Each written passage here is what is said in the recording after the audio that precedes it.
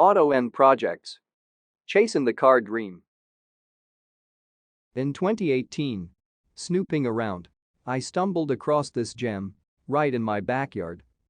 Being impulsive buyer as it is, plus Mercedes fan, I didn't have much choice there but to buy it, not that I really needed at that time. It was surreal experience for me when I went to see it, mixed up with memories of these trucks. Growing up in Europe, seeing one in America right before my eyes after so many years. Not to mention the fact that I spent over 20 years in trucking industry. Simply couldn't wait to drive it. First and foremost, it was complete road-worthy truck that needed few screws tightened up and bath before anything. To my knowledge, at the time I bought this one, Benz discontinued production of this model and style of trucks sometime in late 90s, where this one was 2001 by title, Mercedes-Benz 1622 straight truck. Back in the day, this truck was used by US military in Europe before it was imported to US by fence company I bought it from. 6-speed manual transmission. Didn't have AC system from factory, I was planning to retrofit it. Truck was all original. Low miles on the clock, 58,218 kilometers. Or about 36,174 miles. Everything worked on the truck. From original stereo, located in the middle of the cab above the head, to air brakes, to all the electrical. It had OM 421 V6 diesel engine.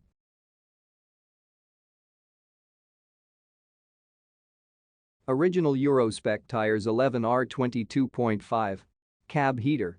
Gross vehicle weight rating of 17,000 kilograms.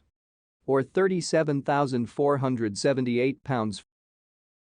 40 feet long. After cab detailing, it really shined up. By the time all was said and done, my plans changed. So I had to let it go. But for time I had it. It was joy to drive it.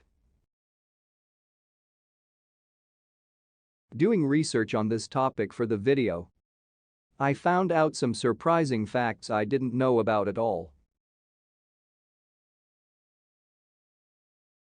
First, we'll do small background check for this line of trucks. These new generation trucks were built by Benz from 1973 to 1988. Production had some technical updates and changes during its production for different use. Just cab looked the same. Even after introduction of SK series, heavy-duty trucks. First years of production brought NG73, NG80, and NG85. They had day cab, mid cab, and sleeper cab. SK series were in production from 1989 to 1998. Entire time in production, this style of trucks were built mostly with V6 and V8 engines. And just limited number of V10 engines for special use. Different companies around the world are licensed to make parts and build Benz vehicles without having Benz patch on them. Some of them being TATA from India and FAP from former Yugoslavia. I even found that in 2012 FAP built NG style of truck. Identical vehicles under different emblems we can relate to Sprinter vans as Dodge and Freightliner.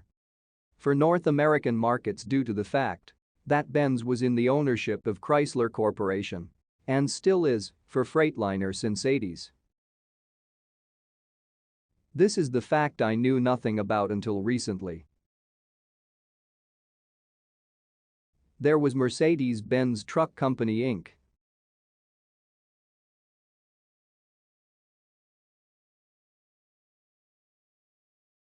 I knew about Benz presence with cars and involvement with domestic car manufacturers in North America. But I didn't know that Mercedes trucks, with its logo, were built and on the market here. During my research, I learned that there was Benz plant in Hampton, Virginia that built these trucks. In Hampton, they built LP series of Benz trucks. And they used the same LP platform with NG cab. Plant was in operation from spring of 1980 to late 1990 when it was closed, and operation was transferred to Cleveland, North Carolina, closer to already existing Freightliner operation that Benz was in ownership already since early 80s. This topic goes further down the rabbit hole and just flawlessly goes from one thing to another, from 70s to current days. For now, I'll just keep it short and sweet here. If you have any additional info about this topic, let me know in the comments. Thank you for taking time to watch Auto N Projects channel. Like, share, subscribe. I hope to have you back again. Till then, be safe wherever you are.